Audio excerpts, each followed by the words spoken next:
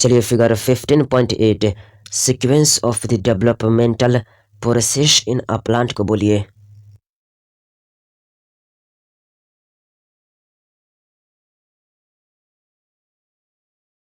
Revise कीजिए 15.4.3.3 cytokinins को। बताइए साइटोकाइनिन्स की किस पर स्पेसिफिक इफेक्ट होते हैं।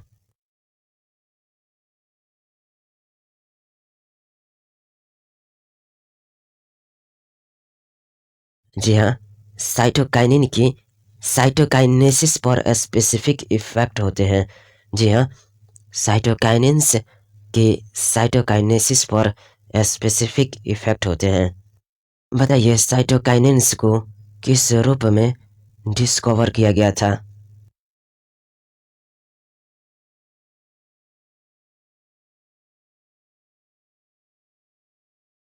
जी हाँ, साइटोकाइनिन्स के साइटोकाइनेसिस पर स्पेसिफिक इफेक्ट होते हैं।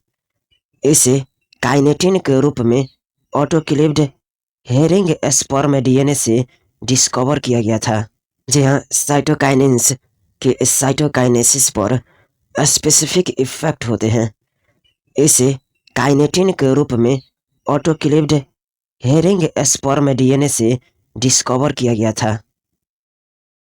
बताइए काइनेटिन किसका मॉडिफाइड रूप है और क्या काइनेटिन प्लांट्स में नेचुरली पाया जाता है।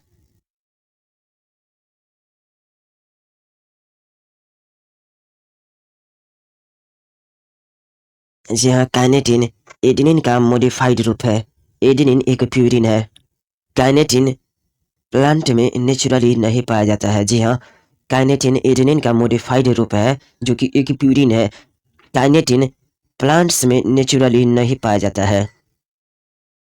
साइटोकाइनिन लाइक एक्टिविटीज वाले नेचुरल सब्सटेंस की खोज के क्रम में कॉर्न कर्नल्स तथा कोकोनट मिल्क से जियाटिन आइसोलेट किया गया। Are you agree with this.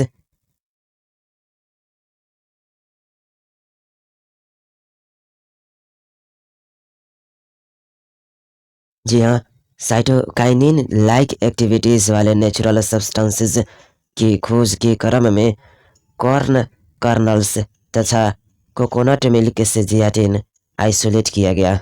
जी हाँ, साइटोकाइनिन लाइक एक्टिविटीज वाले नेचुरल सब्सटेंसेस की खोज के क्रम में कॉर्न कर्नल्स तथा कोकोनट मिल्क से जियाटिन आइसोलेट किया गया। बताइए क्या जियाटिन की खोज के बाद कई नेचुरली ऑक्यूरिंग साइटोकाइनिन्स तथा कुछ सिंथेटिक कंपाउंड्स आइडेंटिफाई किए जा चुके हैं जिनमें सेल डिवीजन को प्रमोट करने वाली एक्टिविटी होती है।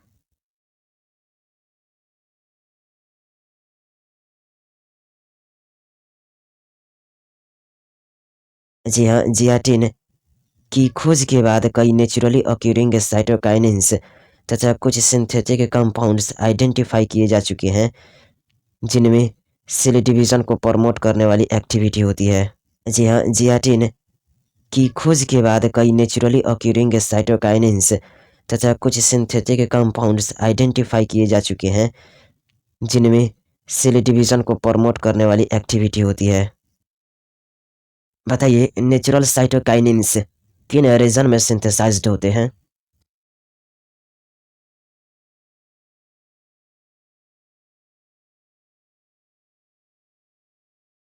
जी हाँ, नेचुरल साइटोकाइनिन्स उन रीजन में सिंथेसाइज्ड होते हैं जहाँ रैपिड सेल डिवीजन होता है।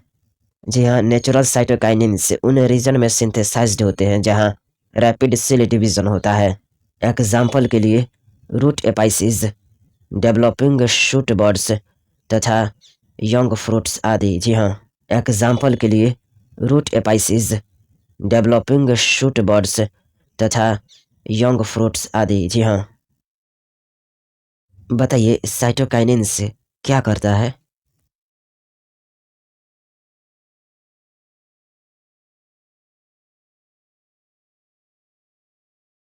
जी हाँ, साइटोकाइनिन्स यह नई पत्तियों में क्लोरोप्लास्ट, लैटरल शूट ग्रोथ तथा एडवेंटिशियस शूट फॉर्मेशन में सहायता करता है। जी हाँ, साइटोकाइनिन्स यह नई पत्तियों में क्लोरोप्लास्ट, लैटरल शूट ग्रोथ तथा एडवेंटिशियस शूट फॉर्मेशन में सहायता करता है। बताइए क्या साइटोकाइनिन्स एपिकल डोमिनेंस को ओवरकम यानी कि छुटकारा करने में सहायता करता है, और क्या ये न्यूट्रिएंट मेटाबॉलिज्म को प्रमोट करता है जिससे लिप्सेनेसेंसी को डिले करने में हेल्प मिलती है।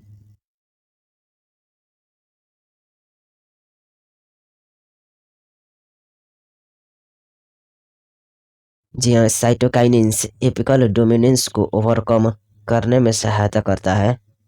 ये न्यूट्रिएंट मेटाबॉलिज्म को प्रमोट करता है जिससे लिप्सेनेसेंसी को डिले करने में हेल्प मिलती है। जी हाँ, साइटोकाइनिन्स एपिकल डोमिनेंस को ओवरकम करने में सहायता करता है। ये न्यूट्रिएंट मेटाबॉलिज्म को प्रमोट करता है जिससे लिप्सेनेसेंसी को डिले करने में हेल्प मिलती है। रिवाइज कीजिए 15.4.3.4 इथाइलिन को। बताइए क्या इथाइलिन एक सिंपल गैसियस पीजीआर है, और यह भी बताइए यह किसके द्वारा सिंथेसाइज्ड होती है।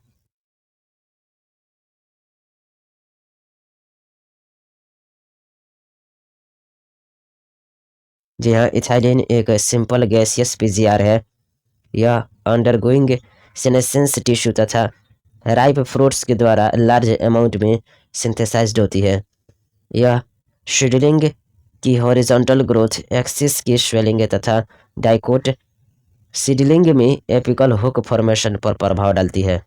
जी हाँ, जी हाँ, इथाइलिन एक सिंपल गैसियस पीजीआर है। यह अंडरगोइंग सेनेसेंस टिश्यू तथा राइप फ्रूट्स के द्वारा लार्ज अमाउंट में सिंथेसाइज्ड होती है। यह शेड्यूलिंग की हॉरिजॉन्टल ग्रोथ, एक्सिस की स्वेलिंग तथा डाइकोट सीडलिंग में एपिकल हुक फॉर्मेशन पर प्रभाव डालती है। जी हाँ, बताइए इथाइलिन किस पर अपना प्रभाव डालती है।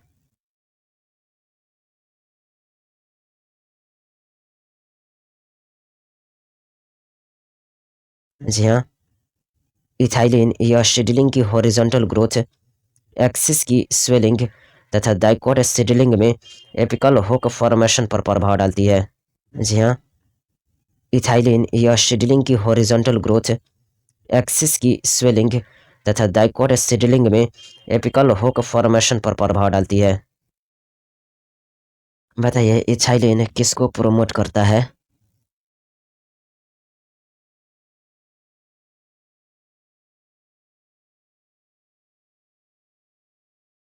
जी हाँ, इथाइलिन यह प्लांट ऑर्गेन्स स्पेशली लीव्स तथा फ्लावर के सेनेसेंस तथा एब्सिशन को प्रमोट करता है।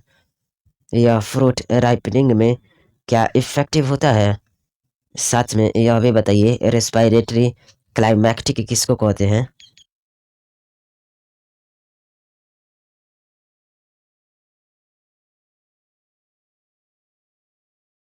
जी हाँ, ethylene plant organ specially leaf तथा फ्लावर के सेनेसेंस तथा एब्सिशन को प्रमोट करती है। यह फ्रूट राइपनिंग में बहुत इफेक्टिव होता है। फ्रूट राइपनिंग के दौरान यह रिस्पायरेटरी रेट को बढ़ा देती है। इस रिस्पायरेशन रेट को बढ़ाने को रिस्पायरेटरी क्लाइमैक्टिक कहते हैं। जी हाँ, ethylene plant organ specially leaf तथा फ्लावर के सेनेसेंस तथा एब्सिशन को प्रमोट करती है। यह फ्रूट राइपनिंग में बहुत इफेक्टिव होता है। फ्रूट राइपनिंग के दौरान यह रिस्पायरेटरी रेट को बढ़ा देती है। इस रिस्पायरेशन रेट को बढ़ाने को रेस्पिरेटरी क्लाइमैक्टिक कहते हैं।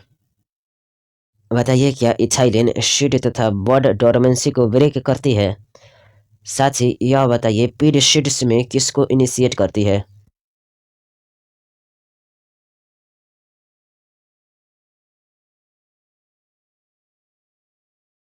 जी हाँ, इथाइलिन शीड तथा बड डोरमेंसी को ब्रेक करती है। इथाइलिन पीनट शीड्स में जर्मिनेशन को इनिशिएट करती है और पोटैटो ट्यूबर में स्प्रूटिंग करती है। जी हाँ, इथाइलिन शीड तथा बड डोरमेंसी को ब्रेक करती है। इथाइलिन पीनट सीड्स में जर्मिनेशन को इनिशिएट करती है और पोटैटो ट्यूबर में स्प्रूटिंग करती है। बताइए ethylene deep water rice plant में किसको प्रमोट करती है?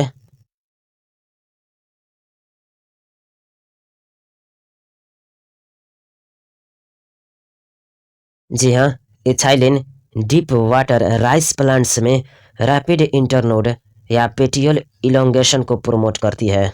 जी हाँ, ethylene deep water rice plants में रैपिड इंटरनोड या पेटियल इलोंगेशन को प्रमोट करती है। बताइए क्या इथाइलिन लिव्स या शूट के अपर पार्ट को वाटर के ऊपर रखने में सहायता करती है?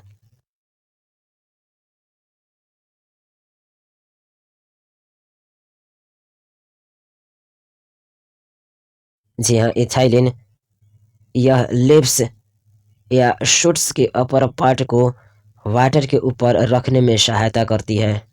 जी हाँ, इथाइलिन यह लिव्स या शूट्स के अपर पार्ट को वाटर के ऊपर रखने में सहायता करती है।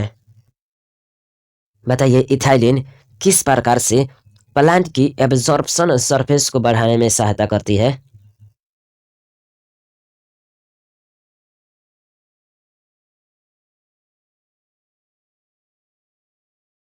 जी हाँ, इथाइलिन रूट ग्रोथ तथा रूट हेयर फॉर्मेशन को प्रोमोट करती है। इस प्रकार प्लांट की एब्जॉर्प्शन सरफेस को बढ़ाने में सहायता करती है। बताइए इथाइलिन पाइनएप्पल में किसको इनिशिएट करती है?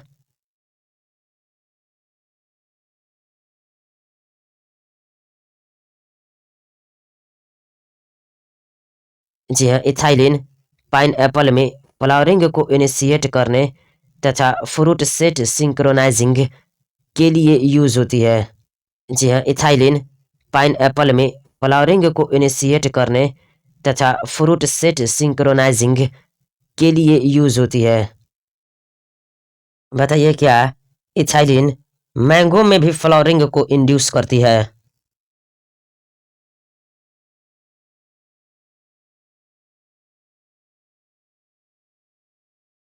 जी हाँ, इथाइलिन मैंगो में भी फ्लावरिंग को इंड्यूस करती है।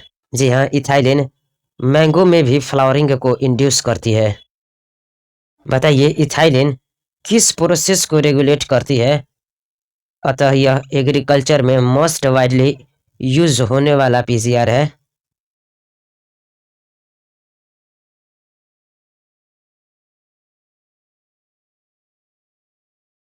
जी हाँ, इथाइलिन कई फिजियोलॉजिकल प्रोसेस को रेगुलेट करती है। अतः यह एग्रीकल्चर में मोस्ट वाइडली यूज होने वाली पीजीआर है। जी हाँ, इथाइलिन कई फिजियोलॉजिकल प्रोसेस को रेगुलेट करती है। अतः यह एग्रीकल्चर में मोस्ट वाइडली यूज होने वाली पीजीआर है। इथाइलिन सोर्स के रूप में मोस्ट वाइडली यूज होने वाला कंपाउंड कौन है?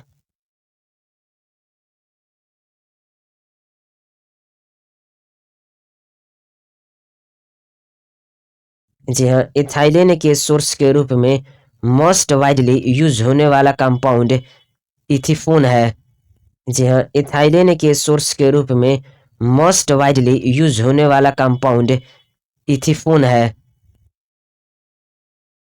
एक एक्वस सॉल्यूशन में इथिफोन का यूज करने पर क्या होता है?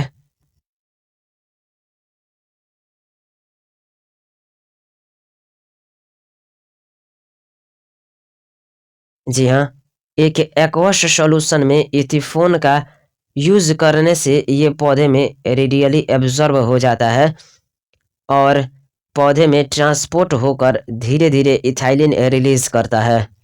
जी हाँ, एक एक्वस सॉल्यूशन में इथिफोन का यूज करने से ये पौधे में रेडियली एब्जॉर्ब हो जाता है और पौधे में ट्रांसपोर्ट होकर धीरे धीरे इथाइलिन रिलीज करता है। बताइए क्या इथिफोन टोमेटोज एवं एप्पल में फ्रूट राइपनिंग को बढ़ावा देता है तथा फ्लावर्स एवं फ्रूट्स में एब सीजन को एक्सेलरेट करता है? यानी कि क्या ये थिनिंग ऑफ कॉटन चेरी वेलनेट करता है?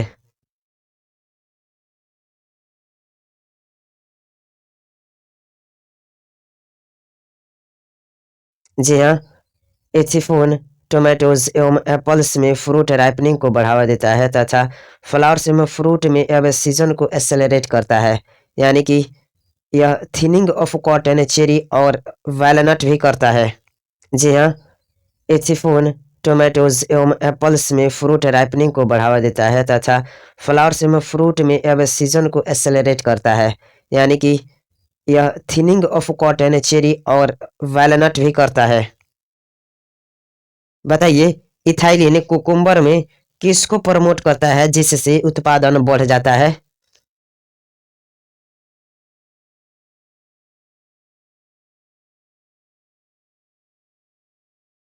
जी हाँ, इथाइलिन कुकुम्बर में फीमेल फ्लावर को प्रमोट करता है जिससे उत्पादन बढ़ जाता है। जी हाँ, इथाइलिन कुकुम्बर में फीमेल फ्लावर को प्रमोट करता है जिससे उत्पादन बढ़ जाता है। रिवाइज कीजिए 15.4.3.5 अबसिसिक एसिड को। बताइए, अबसिसिक एसिड को किस लिए डिस्कवर किया गया?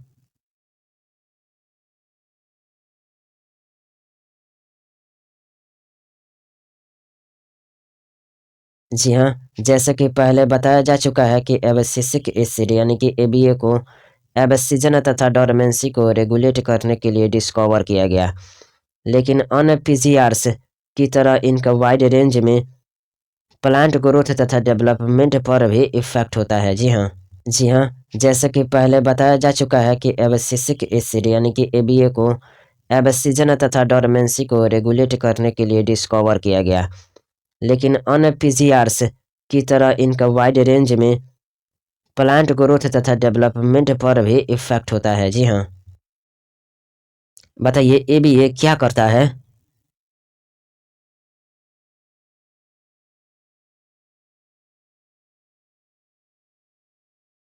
जी हाँ, एबीए एक जनरल प्लांट ग्रोथ इनहिबिटर तथा प्लांट मेटाबॉलिज्म के इनहिबिटर की तरह काम करता है। जी हाँ, एबीए एक जनरल प्लांट ग्रोथ इनहिबिटर तथा प्लांट मेटाबॉलिज्म के इनहिबिटर की तरह काम करता है। बताइए, क्या एबीए सीड जर्मिनेशन को इनहिबिट करता है? और क्या यह एपिडर्मिस में स्टोमेटा की क्लोजिंग को स्टिमुलेट करता है तथा विभिन्न प्रकार के स्ट्रेस को सहने के लिए प्लांट की क्षमता बढ़ाता है?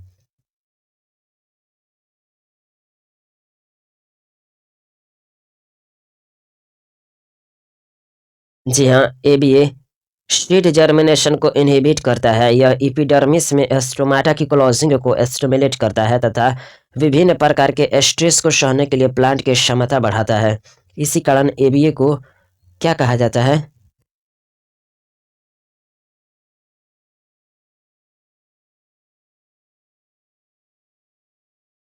जी हाँ, एबीए एक जनरल प्लांट ग्रोथ इनहिबिटर तथा प्लांट मेटाबॉलिज्म के इनहिबिटर की तरह काम करता है। एबीए सीड जर्मिनेशन को इनहिबिट करता है। यह एपिडर्मिस में स्टोमेटा की क्लोजिंग को स्टिमुलेट करता है तथा विभिन्न प्रकार के स्ट्रेस को सहने के लिए प्लांट की क्षमता बढ़ाता है। इसी कारण एबीए को स्ट्रेस हार्मोन भी कहा जाता है।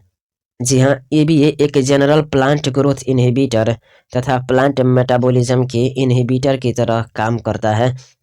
एबीए सीड जर्मिनेशन को इनहिबिट करता है। यह एपिडर्मिस में स्टोमेटा की क्लोजिंग को स्टिमुलेट करता है तथा विभिन्न प्रकार के स्ट्रेस को सहने के लिए प्लांट की क्षमता बढ़ाता है। इसी कारण एबीए को स्ट्रेस हार्मोन भी कहा जाता है। बताइए, क्या एब्सिसिक एसिड या सीड डेवलपमेंट, मैच्योरेशन तथा डोरमेंसी में इम्पोर्टेंट रोल प्ले करता है?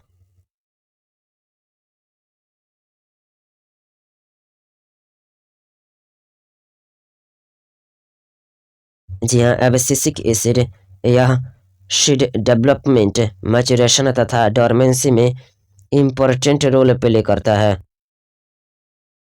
बताइए, एबीए डोरमेंसी को इंड्यूस करता है जिसके द्वारा सीड डेसिकेशन तथा ग्रोथ के लिए अनफेवरेबल फैक्टर्स को सहन कर सकता है।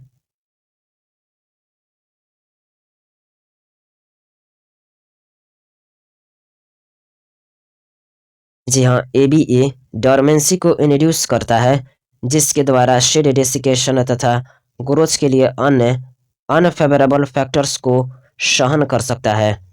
अधिकतर ईबीए जीएज के लिए एक एंटागोनिस्ट होते हैं। Are you agree with this?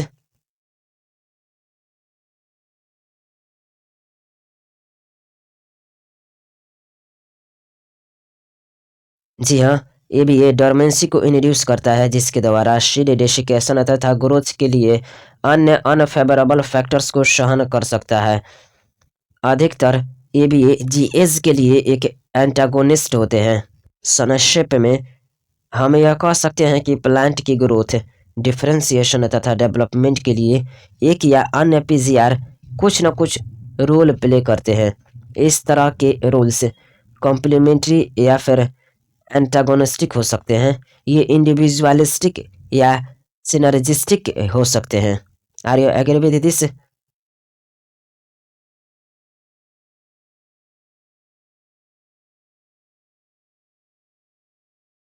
जी हाँ, हम संक्षेप में यह कह सकते हैं कि प्लांट की ग्रोथ, डिफरेंशिएशन तथा डेवलपमेंट के लिए एक या अन्य पीसीआर कुछ न कुछ रोल प्ले करते हैं। इस तरह के रोल्स कॉम्प्लीमेंट्री या फिर एंटागोनिस्टिक हो सकते हैं। ये इंडिविजुअलिस्टिक या सिनर्जिस्टिक हो सकते हैं। इस तरह प्लांट की लाइफ में कई इवेंट्स होते हैं जहां एक से अधिक पीजीआर इंटरेक्ट होकर इवेंट्स को प्रभावित करते हैं। एग्जाम्पल के लिए dormancy in seeds, buds, abscission, senescence, apical dominance etcetera. जी हाँ, हम संक्षेप में यह कह सकते हैं कि प्लांट की ग्रोथ, डिफरेंशिएशन तथा डेवलपमेंट के लिए एक या अन्य पीसीआर कुछ न कुछ रोल प्ले करते हैं। इस तरह के रोल्स कॉम्प्लीमेंट्री या फिर एंटागोनिस्टिक हो सकते हैं। ये इंडिविजुअलिस्टिक या सिनर्जिस्टिक हो सकते हैं।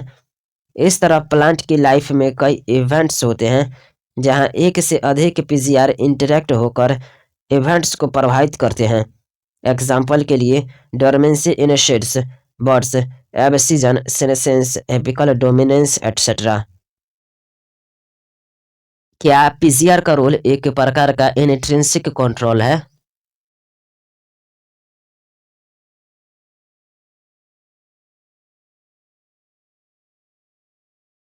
जी हाँ, पीसीआर का रोल एक प्रकार का इंट्रिंसिक कंट्रोल है।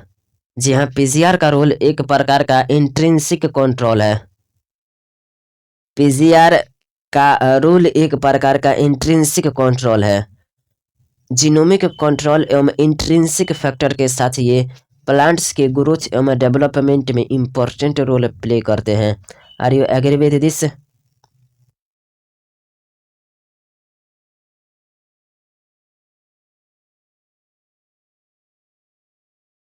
जी हाँ, पीसीआर का रोल एक प्रकार का इंट्रिंसिक कंट्रोल है।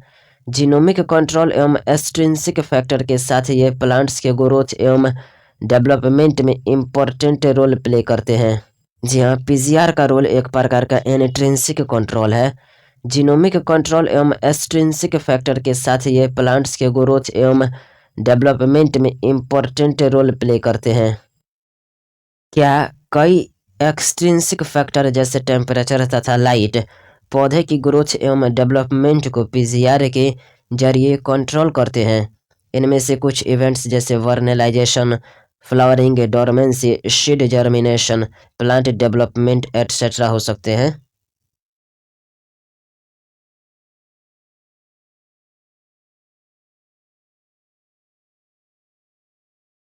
जी हाँ, कई एक्सट्रिंसिक फैक्टर जैसे टेम्परेचर तथा लाइट पौधे की ग्रोथ एवं डेवलपमेंट को पीसीआर के जरिए कंट्रोल करते हैं।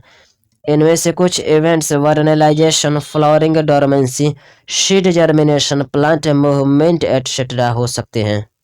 जी हाँ, कई एक्सट्रिंसिक फैक्टर जैसे टेम्परेचर तथा लाइट पौधे की ग्रोथ एवं डेवलपमेंट को पीसीआर के जरिए कंट्रोल करते हैं। इनमें से कुछ events vernalisation, flowering, dormancy, seed germination, plant movement etcetera हो सकते हैं। हम लोग फ्लावरिंग पर लाइट एवं टेम्परेचर दोनों एक्सट्रिंसिक फैक्टर के रोल को ब्रीफली डिस्कस करेंगे। हम लोग फ्लावरिंग पर लाइट एवं टेम्परेचर दोनों एक्सट्रिंसिक फैक्टर के रोल को ब्रीफली डिस्कस करेंगे। रिवाइज कीजिए 15.5 फोटो पीरियोडिज्म को। ऐसा ऑब्जर्व्ड किया गया है कि कुछ पौधे में फ्लावरिंग को इंड्यूस करने के लिए लाइट के पीरियोडिक एक्सपोजर की आवश्यकता होती है। ये भी देखा गया है कि ऐसे पौधे एक्सपोजर टू लाइट की ड्यूरेशन को मेजर करने के लिए सक्षम होते हैं। रिक्वायर्ड लाइट की ड्यूरेशन के आधार पर पौधे को 3 ग्रुप में रखा गया है। नाम बताइए इनका।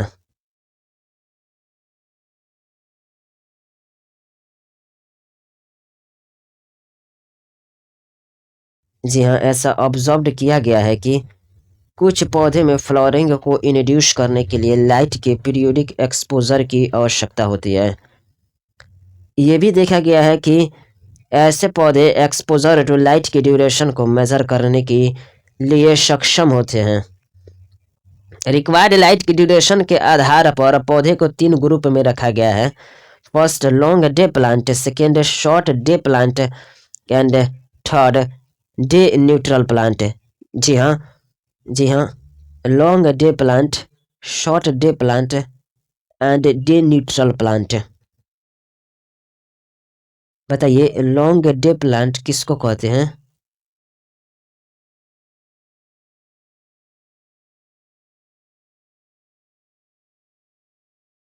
जी हाँ, लॉन्ग डे प्लांट वे प्लांट होते हैं जिनमें लाइट के एक्सपोजर की आवश्यकता क्रिटिकल ड्यूरेशन से अधिक पीरियड के लिए होती है। जी हाँ, लॉन्ग डे प्लांट वे प्लांट होते हैं जिनमें लाइट के एक्सपोजर की आवश्यकता क्रिटिकल ड्यूरेशन से अधिक पीरियड के लिए होती है। शॉर्ट डे प्लांट क्या होते हैं?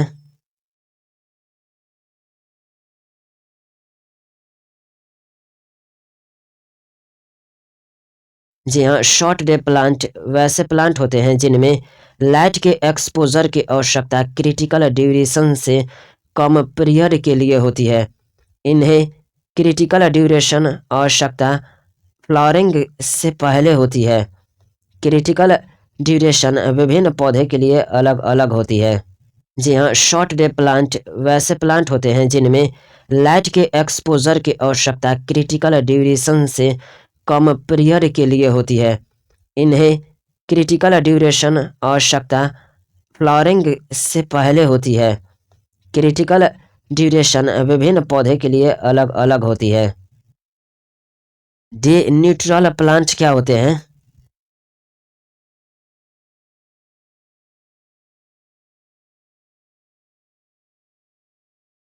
जी हाँ, डे न्यूट्रल प्लांट वे प्लांट होते हैं जिनमें लाइट ड्यूरेशन के एक्सपोजर तथा फ्लावरिंग रिस्पॉन्सेज में कोई रिलेशन नहीं होता है। जी हाँ, डे न्यूट्रल प्लांट वे प्लांट होते हैं जिनमें लाइट ड्यूरेशन के एक्सपोजर तथा फ्लावरिंग रिस्पॉन्सेज में कोई रिलेशन नहीं होता है। अब यह भी मालूम है कि ड्यूरेशन ऑफ लाइट पीरियड की तरह ड्यूरेशन ऑफ डार्क पीरियड की भी इक्वल इम्पोर्टेंस होती है। इसलिए यह कहा जा सकता है कि कुछ पौधे में फ्लावरिंग केवल लाइट तथा डार्क एक्सपोजर के कॉम्बिनेशन पर ही डिपेंड नहीं करती, बल्कि उनके रिलेटिव ड्यूरेशन पर भी डिपेंड करती है। Are you agree with this?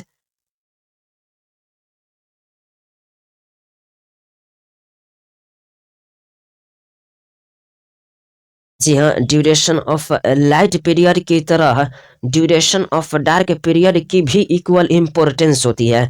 इसलिए यह कहा जा सकता है कि कुछ पौधे में फ्लावरिंग केवल लाइट तथा डार्क एक्सपोजर के कॉम्बिनेशन पर ही डिपेंड नहीं करती, बल्कि उनके रिलेटिव ड्यूरेशन पर भी डिपेंड करती है। जी हाँ, ड्यूरेशन ऑफ लाइट पीरियड की तरह ड्यूरेशन ऑफ डार्क पीरियड की भी इक्वल इम्पोर्टेंस होती है। इसलिए यह कहा जा सकता है कि कुछ पौधे में फ्लावरिंग केवल लाइट तथा डार्क एक्सपोजर के कॉम्बिनेशन पर ही डिपेंड नहीं करती, बल्कि उनके रिलेटिव ड्यूरेशन पर भी डिपेंड करती है। बताइए फोटो पीरियोडिज्म क्या कहलाता है?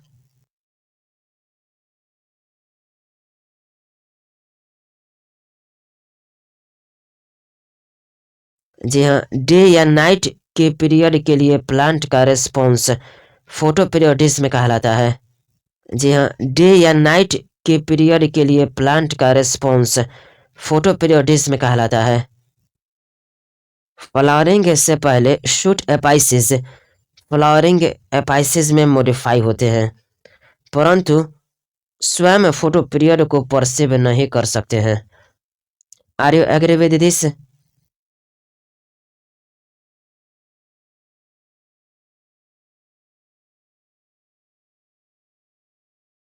जी हाँ, फ्लावरिंग से पहले शूट एपाइसिस फ्लावरिंग एपाइसिस में मॉडिफाई होते हैं, परंतु वे यानी कि प्लांट की शूट एपाइसिस स्वयं फोटो पीरियड को परसीव नहीं कर सकती हैं। जी हाँ, फ्लावरिंग से पहले शूट एपाइसिस फ्लावरिंग एपाइसिस में मॉडिफाई होते हैं, परंतु वे यानी कि प्लांट की शूट एपाइसिस स्वयं फोटो पीरियड को परसीव नहीं कर सकती हैं। बताइए, लाइट या डार्क ड्यूरेशन के परसेप्शन की साइट कौन होती है?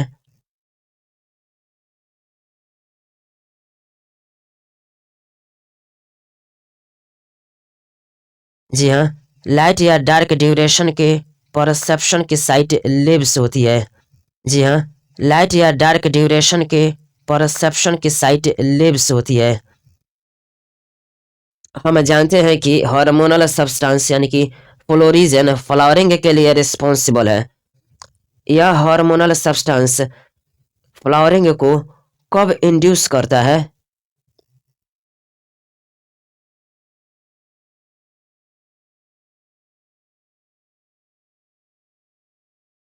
जी हाँ, हम जानते हैं कि हार्मोनल सब्सटेंस यानी कि फ्लोरिजन फ्लावरिंग के लिए रिस्पॉन्सिबल है।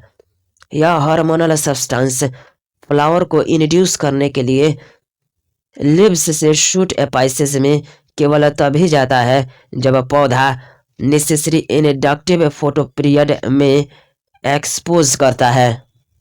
जी हाँ, हम जानते हैं कि हार्मोनल सब्सटेंस यानी कि फ्लोरिजन फ्लावरिंग के लिए रिस्पॉन्सिबल है।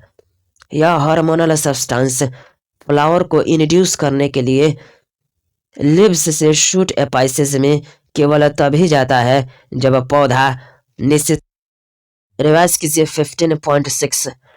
और यह बताइए कि वर्नलाइजेशन किसको कहा जाता है?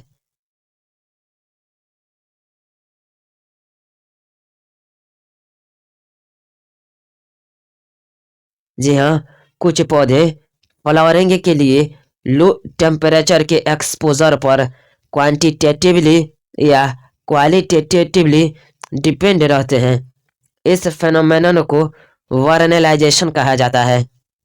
जी हाँ, कुछ पौधे फ्लावरिंग के लिए लो टेम्परेचर के एक्सपोजर पर क्वांटिटेटिवली या क्वालिटेटिवली डिपेंड रहते हैं।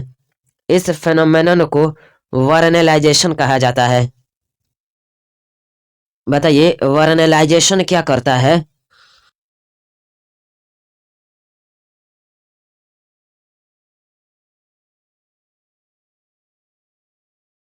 जी हाँ, वर्नलाइजेशन लेट ग्रोइंग सीजन में प्रिकॉशियस रिप्रोडक्टिव डेवलपमेंट को रोकता है तथा पौधे को मैच्योरिटी तक पहुंचाने के लिए सफिशिएंट टाइम उपलब्ध कराता है। जी हाँ, वर्नलाइजेशन लेट ग्रोइंग सीजन में प्रिकॉशियस रिप्रोडक्टिव डेवलपमेंट को रोकता है तथा पौधे को मैच्योरिटी तक पहुंचाने के लिए सफिशिएंट टाइम उपलब्ध कराता है। प्रिकॉशियस का क्या मतलब है?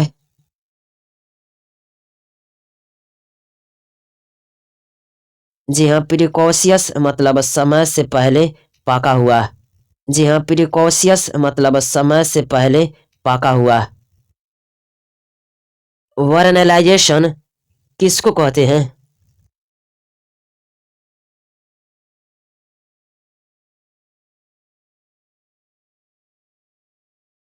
जी हाँ, लो टेम्परेचर पीरियड में फ्लावरिंग के प्रोमोशन को वर्नलाइजेशन कहते हैं। जी हाँ, लो टेम्परेचर पीरियड में फ्लावरिंग के प्रोमोशन को वर्नलाइजेशन कहते हैं। कुछ फूड प्लांट्स जैसे वीट, बार्ली तथा अरे में दो वैरायटीज होती है। नाम बताइएगा।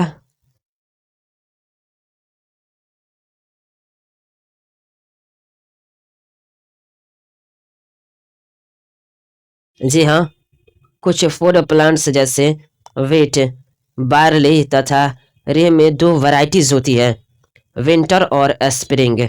बताइए स्प्रिंग वैरायटीज क्या करती है?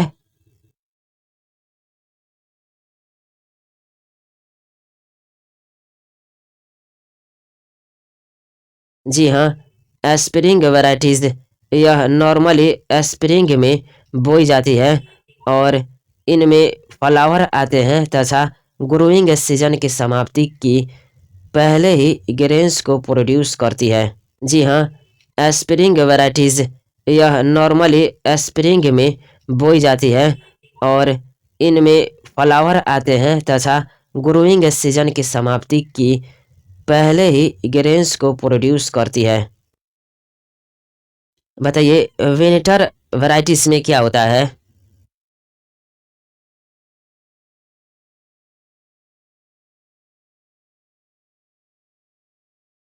जी हाँ, विंटर वैरायटीज में यदि ये स्प्रिंग में बोई जाती है तो ये फ्लावरिंग सीजन के दौरान फ्लावर तथा मैच्योर ग्रीन को प्रोड्यूस करने में असफल होती है, इसलिए इन्हें ऑटोमन सीजन में बोया जाता है। ये जर्मिनेट होते हैं तथा विंटर में स्मॉल सीडलिंग के रूप में बाहर आते हैं, फिर स्प्रिंग में ग्रोथ करते हैं तथा लगभग मिड समर के दौरान काट यानी कि हार्वेस्ट कर लिए जाते हैं। जी हाँ, विंटर वैरायटीज में यदि ये स्प्रिंग में बोई जाती है तो ये फ्लावरिंग सीजन के दौरान फ्लावर तथा मैच्योर ग्रीन को प्रोड्यूस करने में असफल होती है, इसलिए इन्हें ऑटोमन सीजन में बोया जाता है। ये जर्मिनेट होते हैं तथा विंटर में स्मॉल सीडलिंग के रूप में बाहर आते हैं, फिर स्प्रिंग में ग्रोथ करते हैं तथा लगभग मिड समर के दौरान काट यानी कि हार्वेस्ट कर लिए जाते हैं। वर्नलाइजेशन इन बाइनियल प्लांट्स के बारे में बताइए।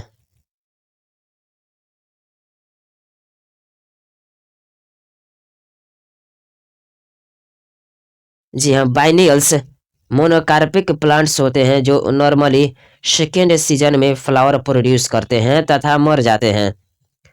शुगर बीट, कैबेज, कैरोट कुछ कॉमन बाइनियल प्लांट्स हैं।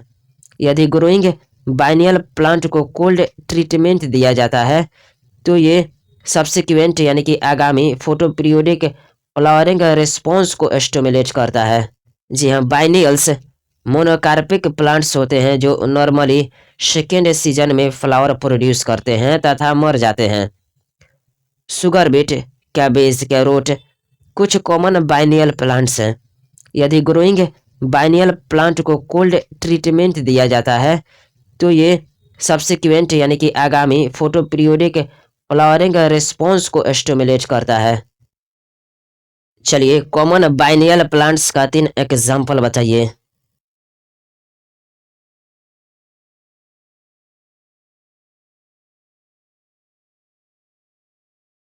जी हाँ, शुगर बीट, कैबेजेस, कैरोट कुछ कॉमन बाइनियल प्लांट्स के एग्जाम्पल हैं। यदि ग्रोइंग बाइनियल प्लांट को कोल्ड ट्रीटमेंट दिया जाए तो क्या ये subsequent photo periodic flowering response को स्टिमुलेट करता है?